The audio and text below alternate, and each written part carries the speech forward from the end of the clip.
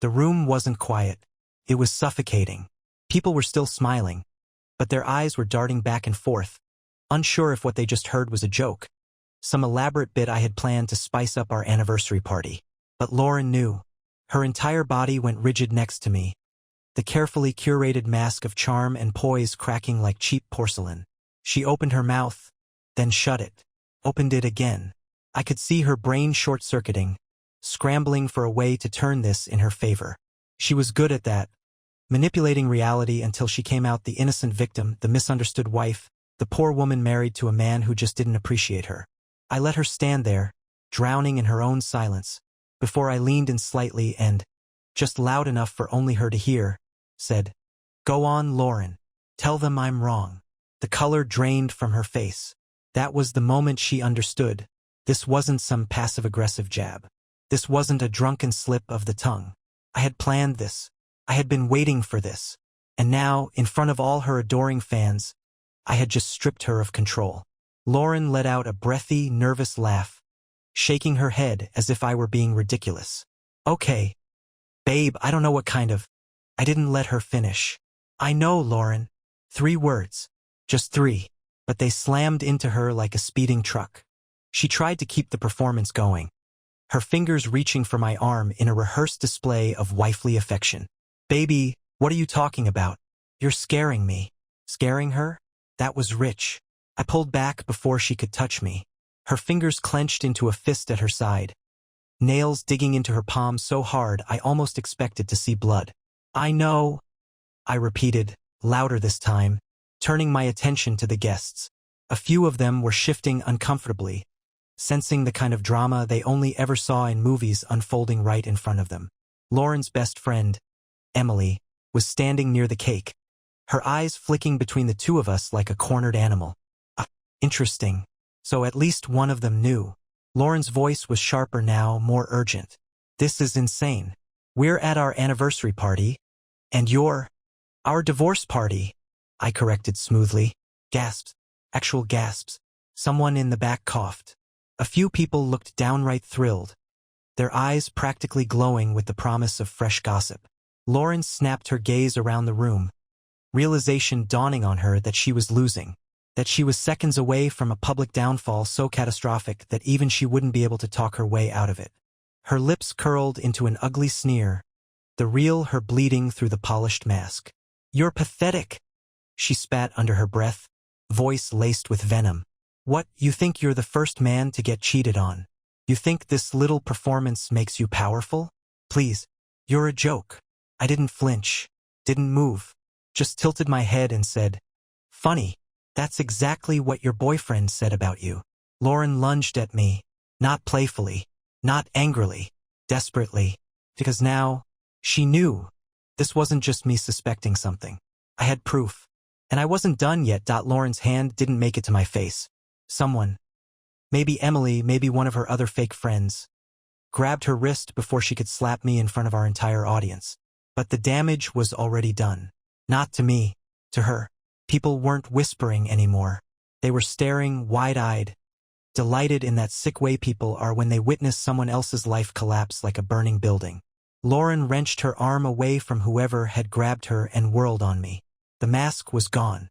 The charming, elegant wife who spent years curating the perfect image, dead. In her place stood the real Lauren, the vindictive, cruel woman I had spent years making excuses for. "You think you're so smart, don't you?" she hissed, stepping closer, her voice low enough that only I could hear.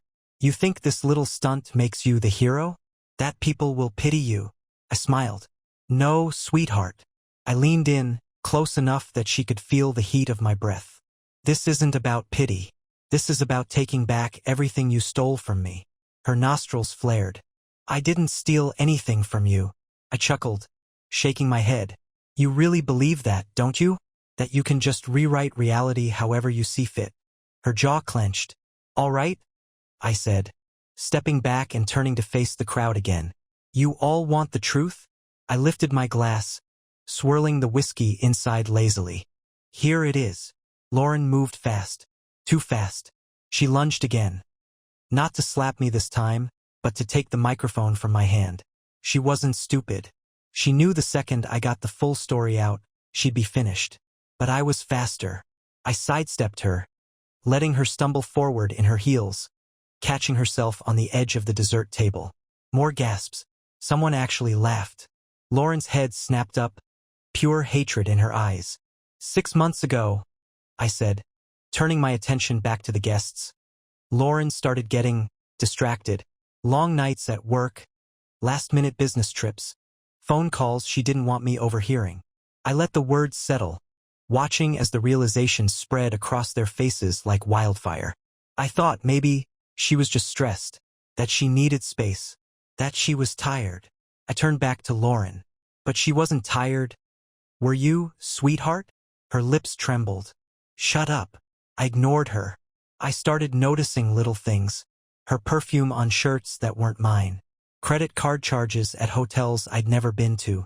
A second phone, buried at the bottom of her purse. I let my voice drop, sharp as a blade.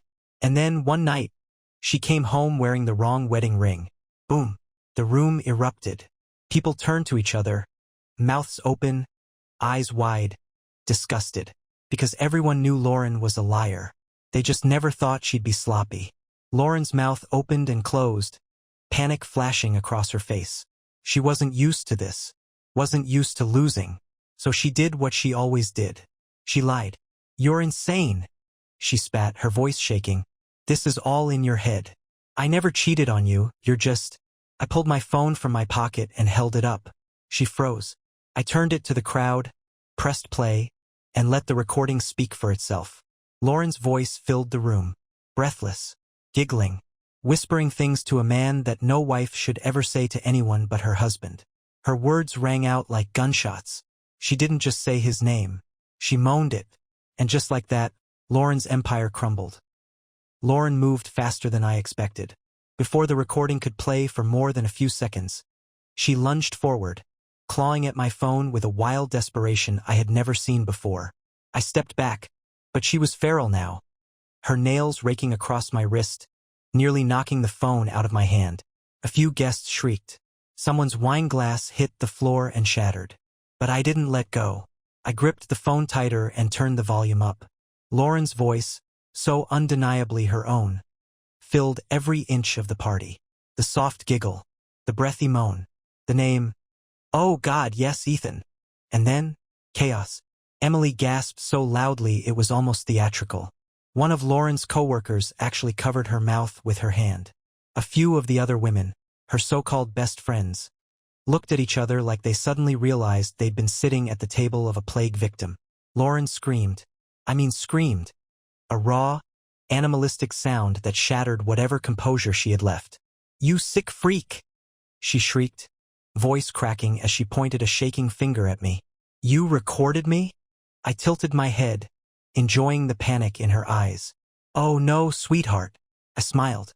"Your boyfriend did." Her breath hitched. Dead. Silence. I turned my gaze to the crowd. Ethan. I watched them. Waited. I wanted to see it. That moment when, there, a single man, standing near the buffet, stiff as a corpse, a bead of sweat rolling down his temple. I looked him dead in the eye. Didn't think she'd send it to me by accident. "Huh, Ethan?" The room exploded. Shouts, laughter, gasps. A few of the guys in the back actually cheered like they were at a wrestling match. Lauren spun so fast it was a miracle she didn't snap her own neck. Her eyes locked onto Ethan, wild, desperate, pleading. "Baby," she gasped, voice trembling. "He's lying. He's trying to." But Ethan? He was already running, straight for the door. Lauren's face collapsed. "Ethan!" she shrieked, bolting after him, nearly tripping over her own heels in her hysteria. And just like that, my wife, or rather my ex-wife, disappeared out the door, chasing the only man who was more of a coward than she was. I took a slow sip of my whiskey, let the noise wash over me, then turned to Emily, the woman who had spent years covering for Lauren, defending her, helping her lie. "You knew, didn't you?" I asked, my voice casual. Emily, still standing frozen by the cake, said absolutely nothing. But she didn't need to. Her silence told me everything. Emily looked like she had just seen a ghost. Her lips parted slightly, her hands trembling at her sides. The room was still buzzing, but in our little corner of it, there was nothing but pressure. Heavy, suffocating, undeniable. I took a step closer, watching her reaction like a hunter sizing up wounded prey. You knew. It wasn't a question. It was a statement, a fact. Her mouth opened, closed, then opened again. But no words came out. I tilted my head. How long? Emily swallowed hard. Her eyes darted around, like she was looking for an escape. There wasn't one. I took another slow sip of my whiskey, giving her time, giving her rope. And then, finally, she broke. Her voice was barely above a whisper. 3 years. My grip on the glass tightened. 3 years. The weight of that number crashed into me like a freight train. Lauren hadn't just been cheating on me for a few months. She hadn't had a moment of weakness, a lapse in judgment. This had been an entire second life. Emily saw the realization hit me, and for a brief second, she actually had the audacity to look guilty. I let out a short, humorless laugh. Wow, and here I was thinking you were just a terrible friend. I smiled, but there was no warmth in it. Turns out you're a terrible person, too. Her eyes flashed. Maybe she had expected me to scream. Maybe she had expected me to break down. But what she wasn't expecting was this. The calm, the sharp, cutting precision of my words. Don't you dare act like I wanted this to happen, she snapped, finally finding her voice. You think I enjoyed lying to you? You think I wanted to be in the middle of this? I didn't even blink. You weren't in the middle of it, Emily. I leaned in, just close enough to watch her squirm. You were right there with her. Her face twisted. She's my best friend. No, I shook my head. She's a sinking ship, and you just went down with her. Her nostrils flared. For a moment, I thought she might slap me the way Lauren had tried to, but she didn't. She just turned sharply on her heel and stormed off, pushing past stunned guests, her hands shaking as she yanked her purse off the table.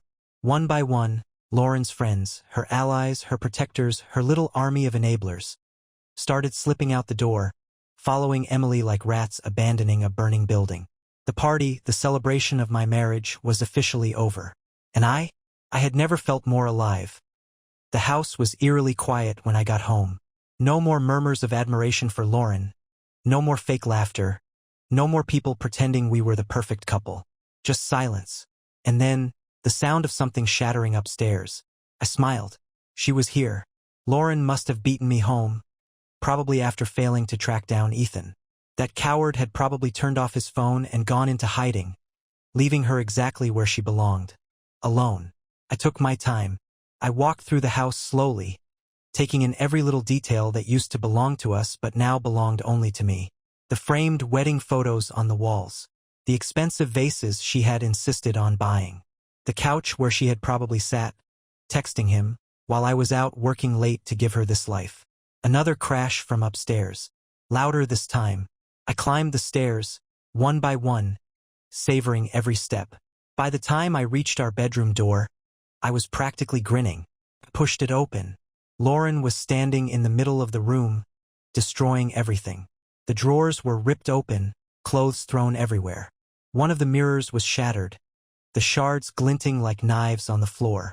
My cologne, the one she used to say smelled like home, was splattered across the carpet, the glass bottle in pieces next to it. And Lauren? She was seething. Her red dress was wrinkled, her hair a mess, her mascara smudged beneath her furious, wild eyes. She turned to me, chest rising and falling rapidly, like an animal trapped in a cage. You ruined everything, she spat, voice shaking. I stepped inside, closed the door behind me. No, sweetheart. I leaned against the doorframe, crossing my arms. You did. Her lip trembled, but it wasn't sadness. It was rage. You think you're clever? She hissed. You think you're the good guy in all of this? You think people are gonna feel sorry for you? I shrugged. Doesn't matter. I feel great. She let out a bitter, humorless laugh. Of course you do. You don't care about the marriage. You just care about winning. I arched a brow. You're mad that I played the game better than you? She lunged for the nightstand, grabbed the first thing she could, a framed photo of us, and hurled it straight at my head. I ducked, It crashed against the wall behind me, glass raining down onto the floor. Lauren let out a ragged breath, then collapsed onto the bed, face in her hands. For the first time that night I saw it. Not just anger, not just fury, panic. The reality was sinking in. The weight of what she had lost was finally crushing her. I walked toward her, slow and deliberate, stopping just in front of where she sat. "You know what's funny?"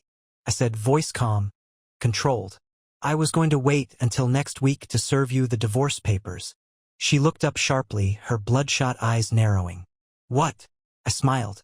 "Yeah, but after tonight." I reached into my pocket, pulled out the envelope I had been waiting to give her. I let it fall onto the bed beside her.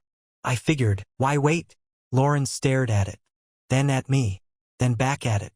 Her hands trembled as she picked up the envelope. She opened it, scanning the words, her breath hitching. "This isn't," her voice cracked. "This isn't fair." I leaned in, just close enough to whisper. "Nathan was cheating on me for 3 years. I turned and walked out of the room. Behind me, I heard her sob. Lauren's sobs followed me down the hallway, a sound I once might have rushed to comfort. But now it was just noise, a fitting soundtrack to the end of this miserable joke of a marriage. I made my way downstairs, pouring myself another drink as I let the events of the night settle in. I had imagined this moment so many times, how I would expose her, how she would react, how I would walk away with my dignity intact while hers crumbled to dust. But nothing in my fantasies had been this satisfying. And yet, as I took a sip of my whiskey, something nagged at me. Lauren wasn't the type to lose. Not like this. Not completely. She had to have a backup plan. And that's when I heard it. The front door unlocking. I turned, placing my glass down slowly, my muscles already tensing. The door swung open, and there he was. Ethan, still wearing the same dress shirt from the party. But now it was wrinkled, his tie loose, his face pale. He looked like a man who had run here. I almost laughed. "Bold of you," I said, tilting my head. "Coming here after running out on her like that." He didn't answer right away. His eyes darted around, scanning the house like he expected to see Lauren in pieces. Then, finally, he swallowed hard and said, "I need to talk to you." That was unexpected. I leaned against the kitchen counter, arms crossed. "Oh? You didn't seem too eager to talk at the party." Ethan exhaled, rubbing his hands over his face. "I didn't." He paused, shaking his head. "I didn't know she sent you that recording." I scoffed. "Yeah?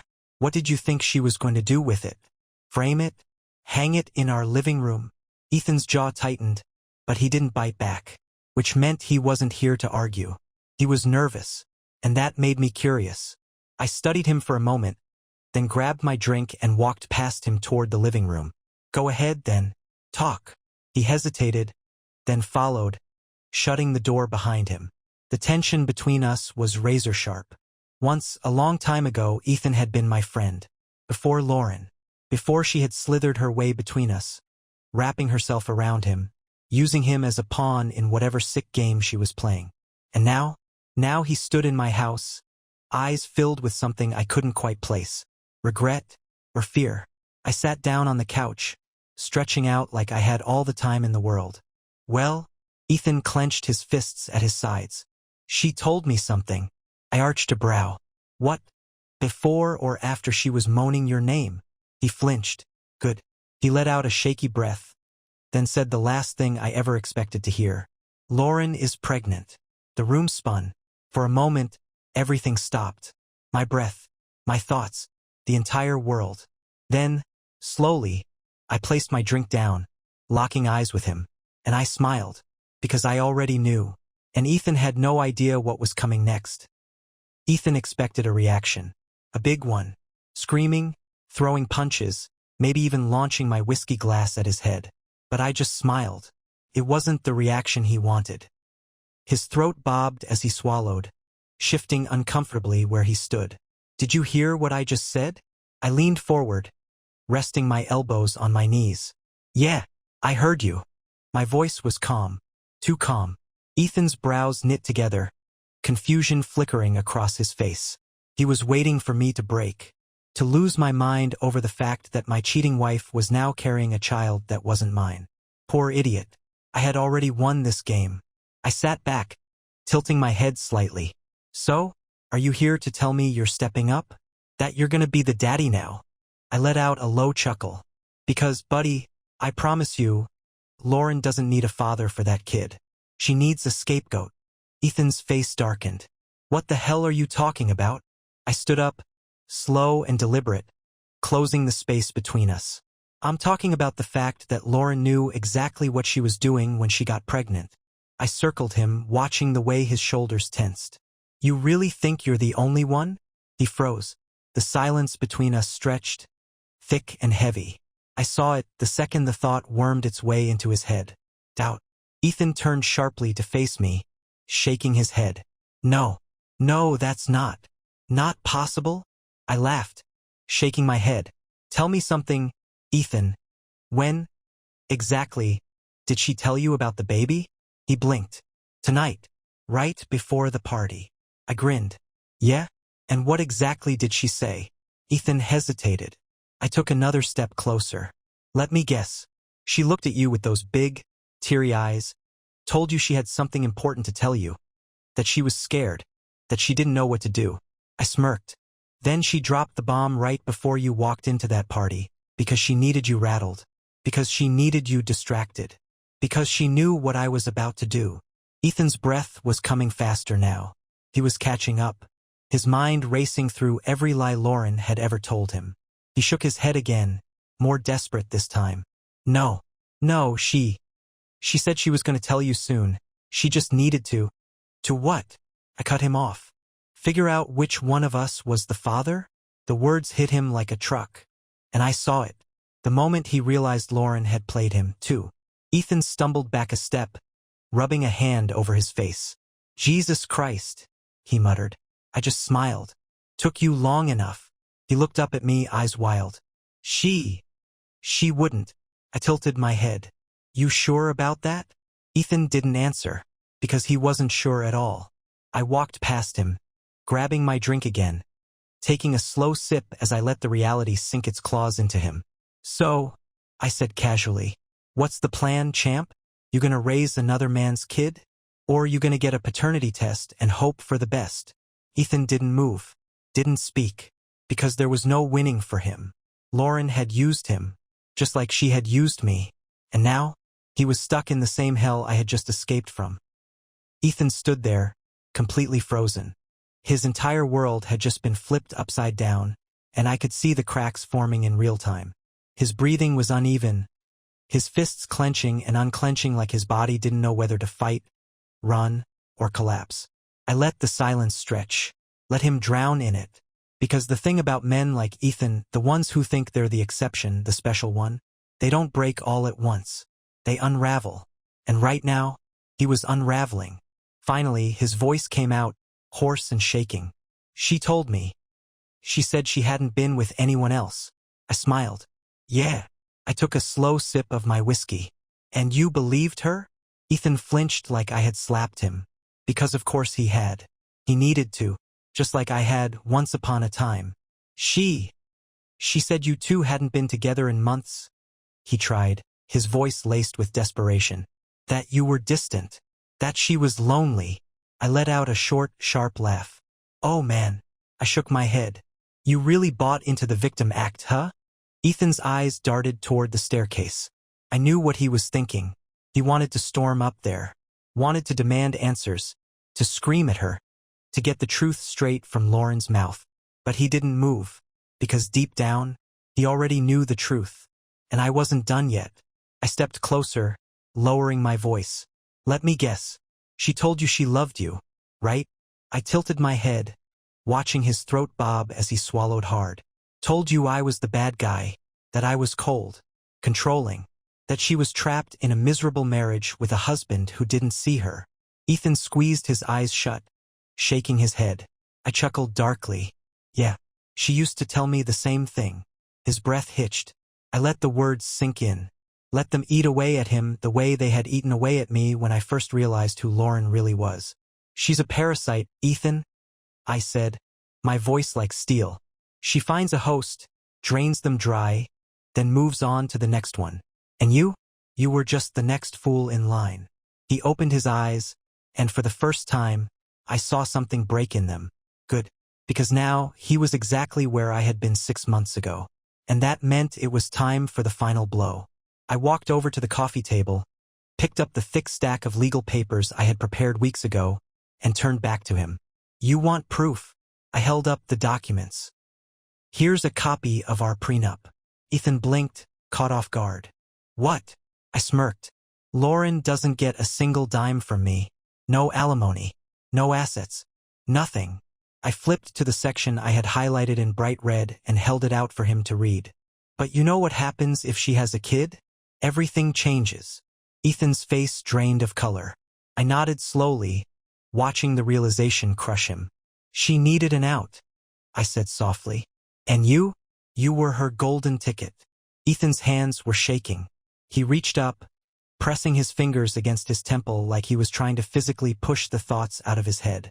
But it was too late. The damage was done. He knew now. He had been played, and there was no escaping it. I took another sip of my drink, savoring the moment. Then, I leaned in close and whispered, "Welcome to hell, buddy." Ethan collapsed onto the couch like his legs had given out. He buried his face in his hands, fingers digging into his scalp as if he could somehow rip the truth out of his skull. I let him sit there, let him wallow in it, because I had been there once. That exact moment when the lies, the manipulations, the entire twisted reality Lauren had built around me shattered, leaving nothing but cold, raw truth behind.